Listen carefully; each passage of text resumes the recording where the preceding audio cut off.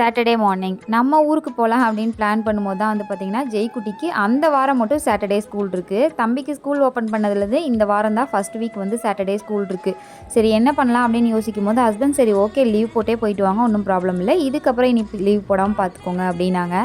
ஜெயுமே mummy வீட்டுக்கு எப்போ போகிறதுன்னு கேட்டே இருந்தான். அதனால தான் இந்த வீக் வந்து நாங்கள் லீவ் போட்டு ஊருக்கு போகிற மாதிரி ஆயிடுச்சு. சரி போகிறதுக்கு முன்னாடி நம்ம தான் இன்றைக்கி போனால் நாளைக்கு ஈவினிங் வந்துடுவோமே, அது வரைக்கும் அவங்களுக்கு தாங்குற மாதிரி ஒரு குழம்பு வச்சிருவோன்னு சொல்லிட்டு ஃப்ரிட்ஜில் வெண்டைக்காய் மட்டும்தான் இருந்தது. வெண்டைக்காய் புளிக்குழம்பு தான் வந்து பார்த்திங்கன்னா வச்சிட்ருக்கேன். வெண்டைக்காய் புளிக்குழம்பு பொறுத்த வரைக்கும் ஒரே ஒரு சின்ன டிப்ஸ் தான். என்னன்னு கேட்டிங்கன்னா, வெண்டைக்காயை வலுவலுப்பு இல்லாமல் நல்லா முன்னாடியே வதக்கிடணும். லாஸ்ட்டாக வந்து சிம்மில் வச்சு விட்ருங்க. மசாலாலாம் அரைச்சி ஊற்றுனதுக்கப்புறம் ஒரு 1/2 hour போல் அப்படியே அடுப்பில் இருந்துச்சுன்னா எண்ணெய் பிரிஞ்சு வரும். அந்த டைமில் அடுப்பு ஆஃப் பண்ணிவிட்டு அப்படியே சர்வ் பண்ணால் சூப்பராக வந்து ரெடி ஆயிரும்.